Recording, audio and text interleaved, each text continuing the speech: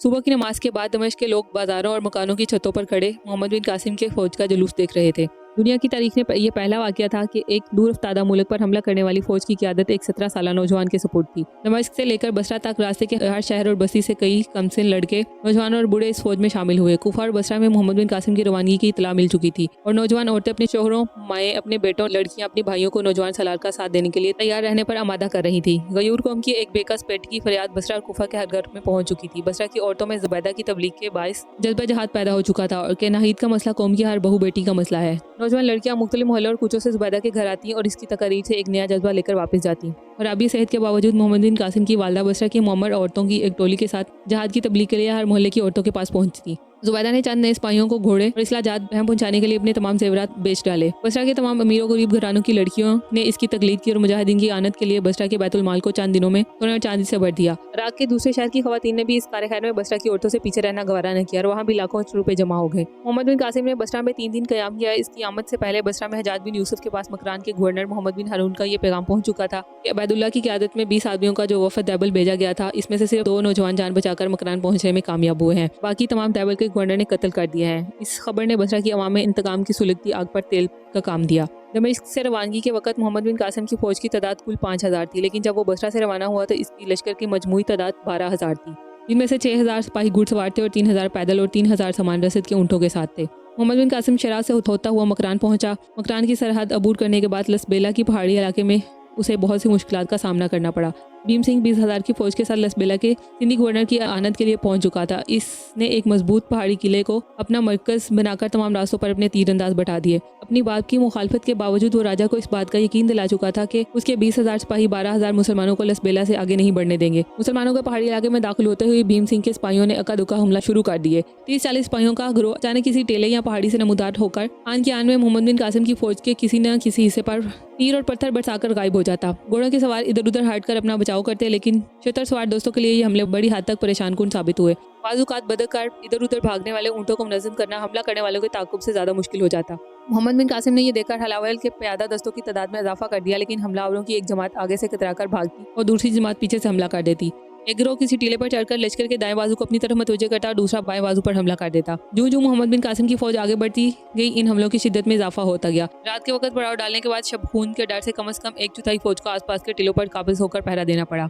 एक शाम मोहम्मद बिन कासिम को एक जासूस ने इतला दी कि शमाल की तरफ 20 कोस के फासले पर एक मजबूत किला इस लश्कर का मुस्तकिर है। मोहम्मद बिन कासिम ने अपने तजर्बाकार सलारों की एक मजलिस से शोरा बुलाई। बाद सलारों का ये सलाह थी कि इस रास्ते को छोड़कर समंदर के साथ साथ निस्बतन हमारा रास्ता इख्तियार किया जाए। हम इस किले से जिस कदर दूर होंगे इसी कदर इन हमलों से महफूज रहेंगे।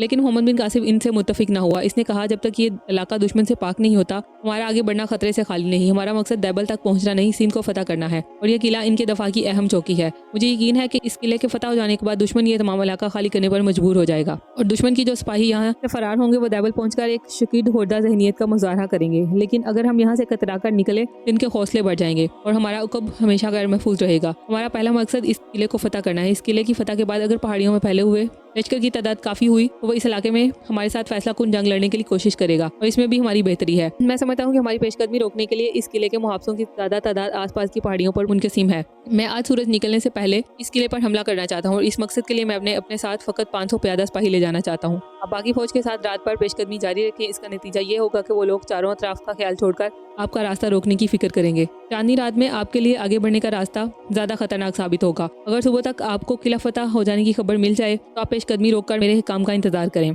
अगर किला फतह हो जाने के बाद दुश्मन किसी नई जगह मुनज़्ज़िम होकर मुकाबले की हिम्मत करे तो मैं किले की हिफाजत के लिए चंद आदमी यहाँ छोड़कर आपके साथ आ मिलूंगा। अगर उन्होंने किले को दोबारा फतह करना चाहा तो आप वहाँ पहुँच जाएं। एक बूढ़े सलार ने कहा, मुझे यकीन है सिंध की फतह के लिए खुदा ने आपको मुंतखब किया है। इंशाल्लाह आपकी कोई तदबीर गलत ना होगी, लेकिन सिपा सलार का फौज के साथ रहना मुनासिब है। सिपा सलार की जान बहुत कीमती होती है, वो फौज का आखिरी सहारा होता है। अगर इस खतरनाक मुहिम में आपको कोई हादसा पेश आ गया तो मोहम्मद बिन कासिम ने जवाब दिया, कासिया की जंग में ईरानियों को अपने जबरदस्त लश्कर के बावजूद इसलिए शिकस्त हुई कि उन्होंने अपनी ताकत से ज्यादा रुस्तम की शख्सियत से उम्मीदें वाबस्ता रखी। रुस्तम मारा गया तो वो मुसलमानों की मुट्ठी भर जमात के मुकाबले से भाग निकले, लेकिन इसके बरक्स मुसलमानों के सिपा सलार साद बिन वकास घोड़े पर चढ़ने के काबिल न थे और इन्हें मैदान से अलग एक तरफ बैठना पड़ा। लेकिन मुसलमानों की खुद इत्मादी का ये आलम था कि इन्हें अपने सिपा सलार की अदम मौजूदगी का एहसास तक भी न हुआ। हमारी तारीख में आपको कोई ऐसा वाक़या नहीं मिलेगा जब सिपा सलार की शहादत से बददिल होकर मुजाहिदों ने हथियार डाल दिए हों। हम बादशाह और सलारों के लिए नहीं लड़ते, हम अल्लाह के लिए लड़ते हैं। बादशाह और सलारों पर भरोसा करने वाले इनकी मौत के बाद मायूस हो सकते हैं, लेकिन हमारा अल्लाह हर वक्त मौजूद है। कुरान में हमारे लिए इसके अहकामात मौजूद हैं। मैं दुआ करता हूँ कि अल्लाह मुझे कौम के लिए रुस्तम ना बनाए, बल्कि मुझे मुसना बनने की तौफीक दे, जिनकी शहादत ने हर मुसलमान को जज्बा शहादत से सरशार कर दिया था। मेरे लिए इस सिपा सलार की जान की कोई कीमत नहीं जो उसे अपने साथियों की तलवारों के पहरे में छुपा कर रखता है और अपने बहादुरों को जान की बाजी लगाने की बजाय जान बचाने की तरगीब देता है। अगर इस किले को फतह करना इस कदर अहम ना होता तो मैं ये महम शायद किसी और के सुपुर्द कर देता, लेकिन इस महम का खतरा और इसकी अहमियत दोनों इस बात के मुतकाजी हैं कि मैं खुद इसकी रहनुमाई करूँ। जुबैर ने कहा, मैं आपके साथ चलना चाहता हूँ। मोहम्मद बिन कासिम ने जवाब दिया, नहीं, मैं एक किला फतह करने के लिए दो दिमागों की जरूरत नहीं समझता। मेरी गैर हाजिरी में तुम्हारा फौज के साथ रहना जरूरी है। मैं अपनी जगह मोहम्मद बिन हारून को मुकर्रर करता हूँ और तुम इसके नाइब होगे। ईशा की नमाज के बाद मोहम्मद बिन कासिम ने 500 नौजवान इस महम के लिए मुंतखब किए और इनके घोड़े बाकी लश्कर के हवाले करके मोहम्मद बिन हारून को पेशकदमी का हुक्म दिया और खुद अपने जानसारों के साथ एक पहाड़ी की ओट में छुपकर बैठ गया। आधी रात के वक्त चांद रूपोश हो गया और मोहम्मद बिन कासिम ने किले का रुख किया। रास्ते की तमाम पहाड़ियों के मुहाफिज मोहम्मद बिन हारून की पेशकदमी को तमाम लश्कर की पेशकदमी समझकर अपनी अपनी चौकियां खाली करके मशरिक की तरफ जा चुके थे। तीन सवारों ने किले में भीम सिंह को मशरिक की तरफ से मुसलमानों की गैर मुतवक्किल पेशकदमी से बाखबर कर दिया था और वह 300 सिपाही किले के अंदर छोड़कर मुसलमानों की लश्कर की राह रोकने के लिए रवाना हो गया था। तीसरे पैर मोहम्मद बिन कासिम किले से 1 मील के फासले पर एक पहाड़ी पर पहुंच चुका था। ऊंट चट्टानों में भीम सिंह के सवारों के घोड़ों की आवाज गूंजी और मोहम्मद बिन कासिम ने अपने साथियों से कहा, वो किला खाली करके जा रहे हैं, हमें जल्दी करनी चाहिए, लेकिन किले के अंदर हिफाजत के लिए थोड़ी बहुत फौज जरूर मौजूद होगी, इसलिए तुम्हारी तरफ से कोई शोर न हो। हमारी तरफ से जरा सी आहट किले के मुहाफिजों को बाखबर कर देगी और अगर इनकी तादाद 40 भी हुई तो भी हमें काफी देर तक किले से बाहर रोक सकेंगे। यह हदायत देने के बाद मोहम्मद बिन कासिम ने अपने जांबाजों को छोटी छोटी टोलियों में तकसीम किया और किले की तरफ पेशकदमी की। किले के करीब पहुंचकर यह फौज आसपास के टीलों में छुपकर बैठ गई। फजील पर पहरेदार की आवाज में थकावट और नींद की झलक थी और ये महसूस होता था कि वो बोलने की बजाय बुड़बुड़ा रहे हैं। मोहम्मद बिन कासिम अपने साथ 10 नौजवान लेकर फसील के एक निस्बतन पुरसकून हिस्से की तरफ बढ़ा और कमर डालकर ऊपर चढ़ने के बाद रस्सियों की सीढ़ी फेंक दी। इस जगह 2 पहरेदार गहरी नींद सो रहे थे।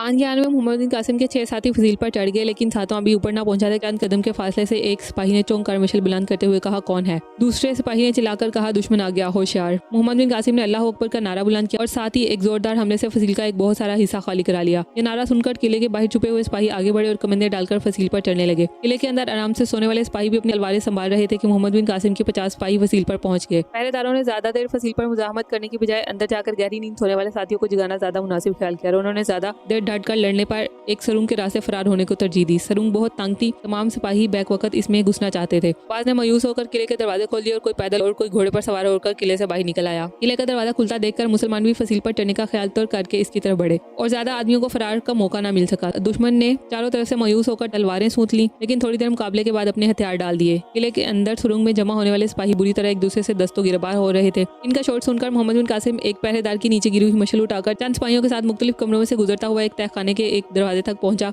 और फारसी जुबान में बोला, तुम्हें से जो फरार होना चाहे इसके लिए किले का दरवाजा खुला है, तुम अपने हथियार फेंक कर जा सकते हो। ये कहकर मोहम्मद बिन कासिम एक तरफ हट गया। राजा के सिपाहियों में से जो फारसी जानते थे उन्होंने एक दूसरे को मोहम्मद बिन कासिम का मतलब समझाया और मोहम्मद बिन कासिम को मशकूक निगाहों से देखते हुए तहखाने से बाहर निकल आए। बाज ने सरुंग को तरजीह दी, लेकिन मोहम्मद बिन कासिम के इशारे से चंद सिपाही तहखाने में दाखिल हुए और तलवारें सोंधकर सरुंग के मुंह पर खड़े हो गए। मोहम्मद बिन कासिम ने कहा, जब तुम्हारे लिए एक रास्ता मौजूद है तो तुम तंग और तारीक रास्ता क्यों इख्तियार करते हो? हम पर इतबार करो। अगर तुम्हें कत्ल करना मकसूद होता तो तुम्हारी गर्दनें हमारी तलवारों से दूर न थी। मोहम्मद बिन कासिम के ये अल्फाज सुनकर बाकी सिपाही भी हथियार फेंककर तहखाने से बाहर निकल आए। मोहम्मद बिन कासिम ने वापस किले के दरवाजे पर पहुंचकर अपने सिपाहियों को हुक्म दिया कि वो किले से बाहर निकलने वालों के रास्ते में हायल ना हो। ये लोग झिझक कर कदम उठाते और मुड़ कर पीछे देखते हुए किले से बाहर निकल गए। मफ्तू दुश्मन के साथ ये सलूक सिंध की तारीख में एक नया बाब था। एक मोहम्मद सिपाही आहिस्ता आहिस्ता कदम उठाता हुआ दरवाजे तक पहुंचा और कुछ सोचकर वापस आ गया। मोहम्मद बिन कासिम ने इससे कहा, अगर किले में तुम्हारी कोई चीज खो गई है तो तलाश कर सकते हो। इसने गौर से मोहम्मद बिन कासिम की तरफ देखा और सवाल किया, क्या अरब फौज के सालार आप हैं? हाँ, मैं हूँ। मोहम्मद बिन कासिम ने जवाब दिया, दुश्मन किसी हालत में भी नेक सलूक का मुस्तहिक नहीं होता। क्या मैं आपसे पूछ सकता हूँ कि आपने हमारे साथ ये सलूक क्यों किया? हमारा मकसद दुश्मन को तबाह करना नहीं, बल्कि इसको सलामती का रास्ता दिखाना है। तो यकीन रखिए, आप पर कोई फतह नहीं पा सकता। ये लोग जिन्हें आज आप अपने रहम का मुस्तहिक समझते हैं, कल आपके झंडे तले जमा होकर इन मगरूर बादशाहों के खिलाफ जंग करेंगे जो गिरे हुए दुश्मन पर रहम करना नहीं जानता। ये कहकर वो दरवाजे से बाहर निकल गया। मोहम्मद बिन कासिम ने किले का चक्कर लगाया। चंद तहखाने खाने पीने की अशिया से भरे पड़े थे और अस्तबल में 60 घोड़े मौजूद थे। मोहम्मद बिन कासिम को यकीन था कि मोहम्मद बिन हारून के ताक़ुब में जाने वाली फौज ये किला फतह हो जाने की खबर सुनते ही वापस आ जाएगी। इसने मोहम्मद बिन हारून के पास 4 सवारियां पैगाम देकर रवाना किए, वो किसी महफूज मुकाम पर पड़ाव डालकर इसके हिकाम का इंतजार करे। इसके बाद इस किले का दरवाजा बंद करके फसील पर चारों तरफ तीरंदाज बैठा दिए और किले पर जा बजा इस्लामी परचम नस्ब कर दिए। मोहम्मद बिन कासिम फसील पर खड़ा तुलुए आफ्ताब का मंजर देख रहा था। इसे मशरिक से 30-40 सवारों का एक दस्ता किले की तरफ आता दिखाई दिया। मोहम्मद बिन कासिम इसके साथी उसे सिंध की फौज का दस्ता समझते हुए कमानों पर तीर चढ़ा के बैठ गए। ये सवार किले से कोई 300 कदम के फासले पर आके रुक गए और एक सवार अपने साथियों से अलग होकर घोड़े को सर पर दौड़ाता हुआ फसील की तरफ बढ़ा। तीरंदाज मोहम्मद बिन कासिम के इशारे के मुंतजिर थे। मोहम्मद बिन कासिम ने हाथ के इशारे से मना किया। सवार ने फसील के नीचे पहुंचकर घोड़ा रोका और अरबी ज़बान में कहा, हम ज़ुबैर के साथी हैं, हमें अंदर आने दो। मोहम्मद बिन कासिम ने आगे झुककर पूछा, तुम्हारा नाम खालिद है? जी हाँ, इसने जवाब दिया। अपने साथियों को बुला लो। खालिद ने पीछे मुड़कर अपने साथियों को हाथ से इशारा किया और मोहम्मद बिन कासिम ने सिपाहियों को किले का दरवाजा खोलने का हुक्म दिया। किले से बाहर निकलकर खालिद से सवाल किया, तुम्हारी बहन कहाँ है? खालिद ने जवाब दिया, वो मेरे साथ है, लेकिन ज़ुबैर नहीं आया। तुम्हें कैसे मालूम हुआ कि हम इस किले में हैं? हमें ये खबर मिल चुकी थी कि आप मकरान की सरहद अबूर कर चुके हैं। हम सिंधी सिपाहियों का वेश बदलकर यहाँ पहुंचे और आप हैरान होंगे कि राजा की फौज का सालार हमें यहाँ से 4 मील दूर एक पहाड़ी पर पहरा देने के लिए मुतय्यन कर चुका है। हम सख्त बेचैनी से आपका इंतजार कर रहे थे। आज किले से फरार होने वाले सिपाही वहाँ पहुंचे और उन्होंने बताया कि ये किला फतह हो चुका है। हम आपको मुबारकबाद देते हैं। सिपा सलार कहाँ है? मोहम्मद बिन कासिम ने मुस्कुराते हुए अपने एक साथी की तरफ देखा और इसने जवाब दिया, तुम सिपा सलार से बातें कर रहे हो। थोड़ी देर में खालिद के बाकी साथी इनके करीब पहुंचकर घोड़ों से नीचे उतर रहे थे। मोहम्मद बिन कासिम ने इन सब पर एक सरसरी निगाह डालने के बाद कहा, तुम्हारी बहन कहाँ है? खालिद ने मुस्कुराकर मर्दाना लिबास में एक नकाबपोश की तरफ इशारा कर दिया। मोहम्मद बिन कासिम ने कहा, खुदा का शुक्र है कि आपकी सेहत अब ठीक है। हाँ, ज़ुबैर बाकी फौज के साथ है। ज़ुबैर का नाम सुनकर नाहिद ने अपने कानों और गालों पर अचानक हरारत महसूस की और पीछे मुड़कर माया की तरफ देखा। माया भी इसकी तरह मर्दाना लिबास पहने हुए थी। इसने आंख बचाकर नाहिद के बाजू पर चुटकी ली और आहिस्ता से कहा, नाहिद मुबारक हो। मोहम्मद बिन कासिम ने एक बार फिर खालिद के तमाम साथियों की तरफ देखा और एक सफ़ेद रेश कवि हैकल आदमी की तरफ मुसाफे के लिए हाथ बढ़ाते हुए कहा, शायद तुम गंगू हो। मैं तुम्हारा और तुम्हारे साथियों का शुक्रगुजार हूँ। गंगू ने मोहम्मद बिन कासिम के हाथ अपने हाथ में लेते हुए खालिद की तरफ देखा और खालिद ने कहा, गंगू इसके साथी मुसलमान हो चुके हैं और गंगू ने अपने लिए साद का नाम पसंद किया है। मोहम्मद बिन कासिम ने अल्हम्दुलिल्लाह कहकर एक के बाद दीगरे सबसे मुसाफा किया और नासिरुद्दीन के साथ हाथ मिलाते वक्त इससे कहा, आप गालिबन नासिरुद्दीन हैं। आपने हमारे लिए बहुत तकलीफ उठाई, खुदा आपको जज़ा दे और ये शायद आपकी हमशीरा है। खालिद ने कहा, यह भी मुसलमान हो चुकी है, इसका नाम ज़हरा है। ज़हरा ने नासिरुद्दीन के करीब आकर दबी ज़ुबान में पूछा, ये कौन है? और नासिरुद्दीन ने उसे खामोश रहने का इशारा करके ये सवाल खालिद के कानों तक पहुंचाया। खालिद ने बावाज़ बुलंद कहा, ये हमारे सिपा सलार हैं। साद और इसके साथी हैरान होकर मोहम्मद बिन कासिम की तरफ देखने लगे। दूर से घोड़ों की टाप सुनाई दी और फसील से एक पहरेदार ने आवाज़ दी, दुश्मन की फौज आ रही है। ये लोग जल्दी से किले में दाखिल हुए। मोहम्मद बिन कासिम ने फसील पर चढ़कर दूर तक निगाह दौड़ाई। जनूब और मशरिक की तरफ से सिंध के हज़ारों प्यादा और सवार सिपाही किले का रुख कर रहे थे। मोहम्मद बिन कासिम ने अपने 10 सिपाहियों को घोड़ों पर सवार होकर अपने नायब तक ये पैगाम पहुंचाने का हुक्म दिया कि वो शाम से पहले इस जगह पहुंच जाएं। सिपाही घोड़ों पर सवार हो गए तो मोहम्मद बिन कासिम ने इन्हें हिदायत की कि वो मगरिब की तरफ से चक्कर काटकर हमलावर लश्कर की जद से निकल जाए और फिर अपनी मंजिल का रुख करें। सिपाही घोड़ों को सर पर दौड़ाते हुए किले से बाहर निकल गए। हमलावर करीब आ चुके थे। मोहम्मद बिन कासिम ने किले का दरवाजा बंद करने का हुक्म देकर दोबारा फसील पर चढ़कर चक्कर लगाया और तीरंदाजों को होशियार रहने की ताकीद की। फसील के एक कोने पर खालिद इसके साथी नहायत बेताबी से हमलावरों की आमद का इंतजार कर रहे थे। इनके दरमियान नाहिद और ज़हरा को देखकर मोहम्मद बिन कासिम ने कहा, खालिद इन्हें नीचे ले जाओ, यहाँ इनकी ज़रूरत नहीं। नाहिद ने जवाब दिया, आप हमारी फिक्र न करें, हम तीर चलाना जानती हैं, तुम्हारी मर्जी, लेकिन जरा सर नीचे रखो। मोहम्मद बिन कासिम ये कहकर आगे बढ़ गया। भीम सिंह के सिपाहियों ने घोड़ों को टीलों के ओकर में छोड़कर चारों तरफ से किले का मुहासरा कर लिया और चट्टानों पर पत्थरों के मोर्चे बनाकर किले पर तीरों की बारिश करने लगे। किले की फसील के मोर्चों में बैठने वालों के लिए हमलावरों के तीर बेअसर साबित हुए। मोहम्मद बिन कासिम ने अपने सिपाहियों को हुक्म दिया कि वो फ़कत किले पर दुश्मन की लगार रोकने के लिए तीरों को इस्तेमाल करें। भीम सिंह ने अपनी फौज के तीरों का किले से कोई जवाब न पाकर राजा दहर के जे नारा बुलंद किया और चट्टानों और पहाड़ों की आड़ में छुपकर तीर चलाने वाले लश्कर ने चारों तरफ से किले पर धावा बोल दिया। जब यह लश्कर किले के मुहावजों की तीरों की जद में आ गया तो मोहम्मद बिन कासिम ने नारा तकबीर बुलंद किया। यह नारा अभी फजा में तहलील न हुआ था कि किले से तीरों की बारिश होने लगी और भीम सिंह के सिपाही जख्मी होकर गिरने लगे। लेकिन 20,000 फौज चंद 100 सिपाहियों के नुकसान की परवाह न करते हुए किले की फसील तक पहुंच गई और कमंदर डालकर किले पर चढ़ने की कोशिश करने लगी, लेकिन तीरों की बुछाड़ के सामने इनकी पेश न गई। चंद सातों बाद भीम सिंह के करीबन 2,000 आदमी किले की दीवार के आसपास ढेर होकर रह गए और इसे फौज को पीछे हटने का हुक्म देना पड़ा। दूसरे पहर तक भीम सिंह ने किले पर 3 बार यलगार की, लेकिन तीनों मरतबा उसे मायूस होकर पीछे हटना पड़ा। दोपहर के वक्त भीम सिंह एक फैसलाकुन हमला की तैयारी कर रहा था कि इसे पीछे से मोहम्मद बिन कासिम की बाकी फौज की आमद की इत्तला मिली। इसने सवारों को हुक्म दिया कि वो पीछे हटकर अपने घोड़े संभालें और प्यादा फौज के तीरंदाजों को आसपास की पहाड़ियों पर मुतय्यन कर दिया। दुश्मन की नकलो हरकत देखकर मोहम्मद बिन कासिम को यकीन हो गया कि दुश्मन को मोहम्मद बिन हारून की आमद की इत्तला मिल चुकी है। उसे खतरा पैदा हुआ कि किले के करीब पहुंचकर वो चारों तरफ से टीलों और पहाड़ों से तीरों की जद में होगा। इसने जल्दी से कागज़ पर एक नक्शा बनाया और मोहम्मद बिन हारून के नाम चंद हदायत लिखकर अपने सिपाहियों की तरफ देखते हुए कहा, मोहम्मद बिन हारून को यहाँ पहुँचने से पहले ये रुका पहुँचाना ज़रूरी है, लेकिन ये काम जिस कदर अहम है इसी कदर ख़तरनाक है। इस वक्त दुश्मन की तवज्जो दूसरी जानिब मबजूल हो चुकी है। शुमाल की तरफ से दुश्मन के मोर्चे तकरीबन खाली हो चुके हैं और हम फसील से आदमी उतार सकते हैं, लेकिन फिर भी मोहम्मद बिन हारून तक पहुंचने के लिए इसे कई खतरात का सामना करना पड़ेगा। इस मुहिम के लिए रज़ाकार। खालिद ने मोहम्मद बिन कासिम का फिक्रा पूरा न होने दिया और बोला, मुझे इजाज़त दीजिए। बहुत से सिपाहियों ने खालिद की मुखालफत की और अपने नाम पेश किए। साद ने कहा, मैंने सुना है मुसलमान अपने नो मुस्लिम भाई की ख्वाहिश रद्द नहीं करते। आप मुझे इजाज़त दें, मेरे लिबास से किसी को भी मुझ पर शक नहीं होगा और मैं ज़मीन के चप्पे चप्पे से वाकिफ भी हूँ। मोहम्मद बिन कासिम को अपनी फौज दुश्मन के लश्कर के अकब में 2-3 मील के फासले पर एक टीले से उतरती हुई दिखाई दी। इसने साद के हाथ में रुका देते हुए कहा, जाओ खुदा तुम्हारी मदद करे। साद भागता हुआ शुमाल की दीवार की तरफ पहुंचा और एक रस्से के जरिए नीचे उतर गया। मोहम्मद बिन हारून ने दूर से भीम सिंह के सवार दस्तों को हमले के लिए तैयार देकर अपनी फौज को रुकने का हुक्म दिया। मुकाबले के लिए सफ़े दुरुस्त करने के बाद पेशकदमी का हुक्म देने वाला था कि लश्कर के दाएं बाजू का सलार सरपट घोड़ा दौड़ता हुआ इसके करीब पहुंचा और उसने एक रुका इसके हाथ में देते हुए कहा, यह तरीक तो सलार की मालूम होती है, लेकिन लाले मरा एक सिंधी है। हमने उसे गिरफ्तार कर लिया है। वो अरबी भी जानता है और कहता है, जुबैर मुझे जानता है। अपना नाम कभी साद बताता है, कभी कंगू। जुबैर ने चौंक कर कहा, मैं उसे जानता हूँ। मोहम्मद बिन हारून ने रुका पढ़ने के बाद कहा, सिपा सलार का रुका देखने के बाद तुम्हें इसके मुतालिक तहकीकात करने की ज़रूरत नहीं थी। अगर तुमने इसके साथ कोई बदसलूकी की है तो जाकर इससे माफ़ी मांगो और अपने सवारों से कहो कि वो मेरे साथ आ मिले। जुबैर, हमारे दाएं और बाईं तरफ तमाम पहाड़ियों पर दुश्मन के तीरंदाजों का कब्जा है। तुम ऐसरा के शितर सवारों को ऊंटों से उतरकर दोनों बाजुओं से पहाड़ियों पर हमला करने और बाएं बाजू के सवारों को मुकदमातल जेश के साथ शामिल होने का हुक्म दो। जब तक दुश्मन के तीरंदाज इन पहाड़ियों पर मौजूद हैं, हम आगे नहीं बढ़ सकते। भीम सिंह की चाल नहायत कामयाब थी। अगर मोहम्मद बिन हारून सामने से फौरन हमला कर देता तो उसके लश्कर के दोनों बाजुओं पर पहाड़ियों में छुपे हुए तीरंदाज मुसलमानों की फौज के लिए बहुत खतरनाक साबित होते। लेकिन भीम सिंह की तवक्को के खिलाफ जब दाएं और बाएं बाजू से मुसलमानों की पादा फौज पहाड़ों पर चढ़ने लगी तो इसने फौरन आगे बढ़कर हमले को रोक दिया।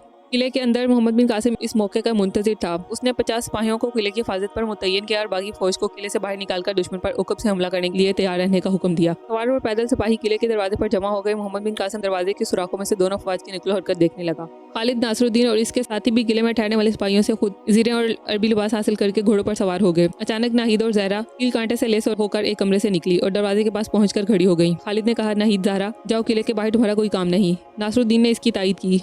मोहम्मद बिन कासिम ने मुड़कर इसकी तरफ देखा और कहा, मैं तुम्हारे जज्बा जहाद की दाद देता हूँ, लेकिन तुम किले की हिफाजत के लिए सिपाहियों का साथ देकर हमारी मदद कर सकती हो। कौम के लिए बहादुर माओं का दूध खून से ज़्यादा कीमती है। नाजुक वक्त आने पर घरों की चारदीवारियों को गिरती हुई कौम के लिए आखिरी किला बना सकती हैं। तुम यहाँ होगी तो किले की हिफाजत में ये चांद सिपाही अपने खून का आखिरी कतरा तक बहाने के लिए दरेग नहीं करेंगे, लेकिन मैदान में सिपाहियों को दुश्मन का मुकाबला करने से ज्यादा तुम्हारी हिफाजत का ख्याल होगा। तुम में से एक का जख्मी होकर गिरना सैकड़ों सिपाहियों को बददिल कर देगा और ये मार्का ऐसा नहीं जिसके लिए हमें तुम्हारी मदद की जरूरत हो। तुम थोड़ी देर आराम कर लो, शायद रात भर तुम्हें जख्मियों की मरहम पट्टी के लिए जागना पड़े। खालिद, इन्हें अंदर ले जाओ। ये कहकर वो फिर दरवाजे के सुराख में से झांकने लगा। जब दोनों अफवाज गत्थम गत्था हो गई, मोहम्मद बिन कासिम ने घोड़े पर सवार होकर दरवाजा खोलने का हुक्म दिया। खालिद नाहिद और ज़हरा को कमरे में छोड़कर वापस लौटा और वो भी दरवाजे तक न पहुंचा कि ज़हरा ने भागकर इसका दामन पकड़ लिया। खुदा के लिए मुझे साथ ले चलिए, मैं जिंदगी और मौत में तुम्हारा साथ नहीं छोड़ सकती। खालिद ने बरहम होकर जवाब दिया, ज़हरा, नादान ना बनो, तुम सिपा सलार का हुक्म सुन चुकी हो, मुझे जाने दो। फौज किले से बाहर निकल रही है। ज़हरा ने आबदीदा होकर कहा, खुदा के लिए मुझे बुज़दिल ख्याल ना करो, मैं तुम्हारे साथ जान देना चाहती हूँ।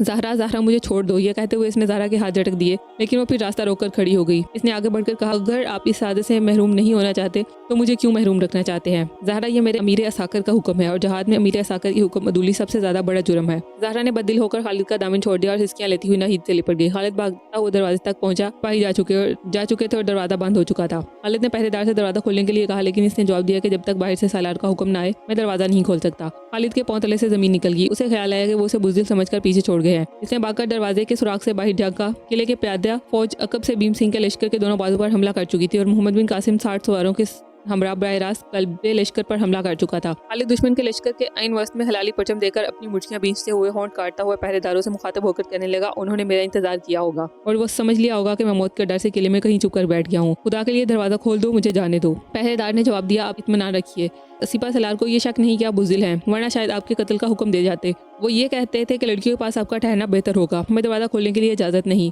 तो मैं फसील से कूद जाऊंगा। ये कहकर खालिद फसील की सीढ़ी की तरफ लपका। रास्ते में ज़हरा खड़ी थी। इसने कुछ कहना चाहा लेकिन खालिद के तेवर देखकर सहम गई। खालिद ने इस पर एक कहर आलूद निगाह डाली और कहा, अब तुम खुश हो ना? ज़हरा ने कहा, मुझे माफ कर दो, मैं एक औरत हूँ, खुदा एक जिंदा कौम को तुम्हारी जैसी औरतों से बचाए। खालिद ये कहकर भागता हुआ जीने पर चढ़ा और रस्सा फेंककर आन की आन में फसील से नीचे उतर गया। ज़हरा ने भागकर कमरे से तलवार उठाई। नाहिद ने पूछा, ज़हरा कहाँ जा रही हो? ज़हरा ने जवाब दिया, नाहिद, तुम्हारे भाई ने हमेशा मुझे गलत समझा है, अगर मैं वापस ना आ सकूँ तो उसे कह देना मैं बुज़दिल ना थी। काश हमारा समाज औरत को अपने पति की चिता पर जलने की बजाय किसी मकसद पर कुर्बान होना सिखाता। नाहिद ने कहा, ज़हरा ठहरो। ज़हरा, लेकिन ज़हरा आंधी की तरह कमरे पे दाखिल हुई और बगोले की तरह बाहर निकल गई।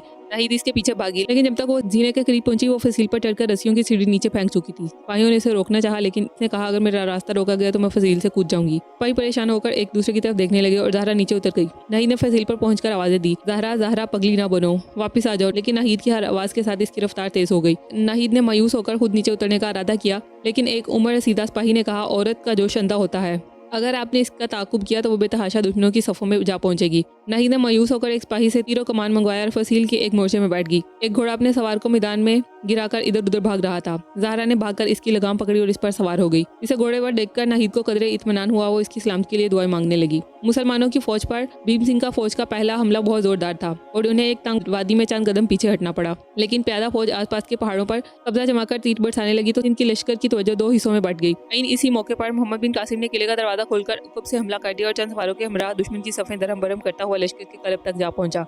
लश्कर के आइन दरमियान सब्ज परचम देकर मोहम्मद बिन हारून ने अपने लश्कर को 3 अतराफ से आम हमले का हुक्म दे दिया। जुबैर मोहम्मद बिन कासिम की आनत के लिए 500 सवारों को लेकर आगे बढ़ा और आन के आन में उसके साथ आ मिला। भीम सिंह की फौज बाद हवास होकर किले की तरफ हटने लगी। वादी में उठती हुई गिरद ने शाम के दूध लड़के के साथ मिलकर आमद शब की आसार पैदा कर दिए थे। भीम सिंह ने आखिरी बार अपनी फौज की टूटी हुई सफ़ें मुनज़्ज़म करने की कोशिश की, लेकिन जुबैर की तकलीद में मोहम्मद बिन हारून के बाकी सिपाही भी मैदान को साफ करते हुए मोहम्मद बिन कासिम के साथ आ मिले। भीम सिंह की फौज गैर मुनज़्ज़म होकर मुख्तलिफ टोलियों में लड़ने लगी। मुसलमानों के दबाव से कई टोलियां पसपा होकर किले के करीब पहुंच चुकी थी और जब किले के मुहाफिज इन पर तीर बरसाने लगे तो वो बदहवास होकर इधर उधर भाग निकले। खालिद तीरंदाजों की एक जमात के साथ एक टेले से उतरा और नारे तकबीर बुलंद करते हुए दुश्मन की एक टोली पर टूट पड़ा। बदहवास सिपाही एक तरफ हट गया और खालिद इनके ताक़ुब में अपने साथियों से अलहदा हो गया। दुश्मन के सिपाहियों ने मौका पाकर उसे चारों तरफ से घेर लिया। अचानक एक सवार घोड़ा दौड़ाता हुआ आया और इसने अल्लाह अकबर कहकर इस टोली पर हमला कर दिया। खालिद इसकी आवाज़ पहचान कर चौंका। ये ज़हरा थी। ज़हरा की तलवार ये के बाद धीरे 2 सिपाहियों के सरों पर चमकी और दोनों गिरकर खाक में लौटने लगे। एक सिपाही ने आगे बढ़कर ज़हरा पर वार किया। ज़हरा का घोड़ा अचानक भिदका और तलवार इसके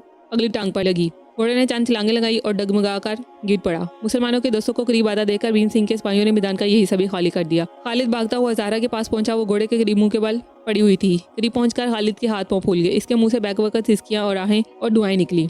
वो रुका, झिझका, कपकपाया और पीठ भागकर ज़हरा को उठाने लगा। मान उसे ज़हरा की पीठ पर खून के निशान और जरा में दौड़ते हुए तीर नजर आए और जिंदगी की तमाम हिस्सियात सिमटकर इसकी आंखों में आ गई। इसने एक के बाद एक दोनों तीर निकाल फेंके। ज़हरा ने एक झुरझुरी लेने के बाद आंखें खोली और उठकर बैठ गई। खालिद ने चांद की हल्की और फीकी रोशनी में इसका जर चेहरा देखा और कहा, तुम्हें तकलीफ तो नहीं? इसके होंठों पर फातहाना मुस्कुराहट खेल रही थी। इसने कहा, नहीं, मैंने इन तीरों को महसूस भी नहीं किया। घोड़े से गिरने के बाद मेरा सर चकरा गया था। मैं बिल्कुल ठीक हूँ। मैदान का क्या हाल है? मैदान खाली हो चुका है। खुदा ने हमें फतह दी है, लेकिन नाहिद कहाँ है? वो किले में है। मैं आपसे एक बात पूछना चाहती हूँ। वो क्या? अब मुझसे खफा तो नहीं? उफ ज़हरा, मुझे नादिम ना करो। मुझे अपनी सख्त कलामी का बहुत अफसोस है। वो बोली, नहीं, मैं गलती पर थी। मुझे डर था आप शायद वापस ना आए, लेकिन मैं आज देख चुकी हूँ कि इंसान अपनी मौत के मुअय्यन वक्त से पहले नहीं मरता। मैं तीरों की बारिश से गुजरकर मैदान तक पहुंची, लेकिन मैंने महसूस किया कि कुदरत का जबरदस्त हाथ मेरी हिफाजत कर रहा है। मुसलमानों की फौज फतह के नारे लगाती हुई किले के दरवाजे के सामने जमा हो रही थी। खालिद ने कहा, चलो ज़हरा, नाहिद बहुत परेशान होगी। ज़हरा ने उठकर खालिद के साथ चंद कदम उठाए, लेकिन उसे चक्कर आया और वो डगमगाती हुई जमीन पर बैठ गई। इसने खालिद से पानी मांगा और खालिद ने एक गिरे हुए सिपाही की झागल उतारकर इसके मुंह से लगा दी। ज़हरा पानी के चंद घूंट पीकर उठ बैठी। खालिद ने कहा, ज़हरा मैं उठाऊं? खून बह जाने से तुम बहुत ज़्यादा कमज़ोर हो चुकी हो। ज़हरा ने कहा, नहीं, मुझे प्यास की वजह से चक्कर आ गया था। मुझे फ़कत आपके सहारे की ज़रूरत है। खालिद ने उसे अपने बाजू का सहारा दिया और आहिस्ता आहिस्ता इसके साथ चलने लगी। चंद कदम चलने के बाद उसे नासरुद्दीन की आवाज़ सुनाई दी, ज़हरा, ज़हरा। और इसने खालिद से कहा, भाई मुझे तलाश कर रहा है, उसे आवाज़ दो। खालिद ने बुलंद आवाज़ में कहा, ज़हरा मेरे पास है, इस तरफ। नासरुद्दीन, जुबैर और नाहिद तेज़ी से चलते हुए इनके करीब पहुंचे। नाहिद ने भागकर ज़हरा को गले लगाते हुए कहा, ज़हरा, ज़हरा मेरी बहन, तुम कैसी हो? इसने जवाब दिया, मैं बिल्कुल ठीक। लेकिन नाहिद ने अपनी उंगलियों पर नमी महसूस करते हुए इसके पेट पर हाथ फेरा और चौंक कर कहा, ज़हरा तुम जख्मी हो। भाई नासरुद्दीन इसे किले के अंदर ले चलो। नासरुद्दीन ने आगे बढ़कर ज़हरा को उठाने की कोशिश की, लेकिन इसने कहा, भैया मैं बिल्कुल ठीक हूँ, मैं चल सकती हूँ। और ये कौन है? भैया जुबैर, मुझे माफ़ करना, मैं पहचान ना सकी। जुबैर ने कहा, नन्ही बहन, तुम अपने भाइयों को बहुत परेशान करती हो, अब चलो, हमें तुम्हारी मरहम पट्टी करनी चाहिए। चंद कदम चलने के बाद इन्हें साथ नजर आया। वो झुक झुक कर मैदान में पड़ी हुई लाशें देख रहा था। खालिद ने उसे आवाज़ दी, चचा किसे ढूंढ रहे हो? हम इस तरफ हैं। वो भागता हुआ इनके करीब आया और बेकरार होकर बोला, मेरे बेटे, मेरी बेटी, तुम कहाँ थे? खालिद ने हंसते हुए जवाब दिया, हम आपको तलाश कर रहे थे। तुम मुझे तलाश कर रहे थे? चोर कहीं के। नाहिद से पूछो मैं किस कदर परेशान था। नाहिद ने कहा, ये तुम्हारे लिए बहुत परेशान थे। हमने मैदान का सिर्फ एक चक्कर लगाया और ये शायद 3-4 चक्कर लगा चुके हैं। खालिद ने कहा, मैंने आपकी आवाज़ नहीं सुनी, वरना मैं जवाब जरूर देता। साद ने कहा, इन जख्मियों की चीखों पुकार में किसी की आवाज़ सुनाई भी कब देती है। वे लोग बातें करते हुए किले के दरवाजे के करीब पहुंचे तो नाहिद ने आहिस्ता से साद के कान में कुछ कहा कहा और चंद बार सर हिलाने के बाद नासरुद्दीन से मुखातिब हुआ। मैं अलादी में आपसे कुछ बात करना चाहता हूँ। नासरुद्दीन ने इसके साथ चंद कदम चलने के बाद रुक कर कहा, कहिए क्या इरशाद है। साद ने आसपास जमा होने वाले सिपाहियों की तरफ देखते हुए जवाब दिया, यहाँ नहीं, यहाँ बहुत से लोग हैं। नासरुद्दीन ने कहा, बहुत अच्छा, जहाँ चाहो चले चलो। किले के दरवाजे से कोई 500 कदम दूर जाकर साद ने एक पत्थर पर बैठते हुए कहा, आप भी बैठ जाइए। नासरुद्दीन इसके सामने दूसरे पत्थर पर बैठ गया। साद ने कहा, पहले आप वादा करें आप मेरी बात सुनकर मेरा सर फोड़ने के लिए तैयार नहीं हो जाएंगे। नासरुद्दीन ने जवाब दिया, अगर कोई सर फोड़ने वाली बात हुई तो सर भी फोड़ दूंगा। साद ने कुछ देर सोचने के बाद कहा, बात तो ऐसी कोई नहीं, लेकिन पराए हाथों का क्या एतबार।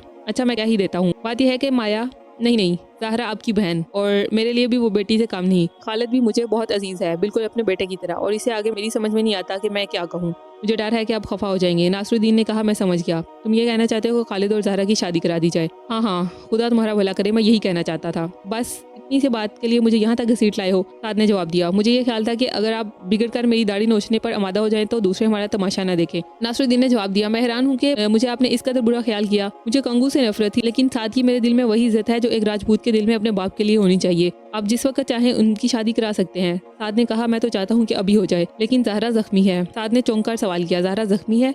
मुझे किसी ने क्यों नहीं बताया? चलो चले। नासरुद्दीन ने उसे तसल्ली देते हुए कहा, घबराने की कोई बात नहीं, इसके जख्म बिल्कुल मामूली हैं।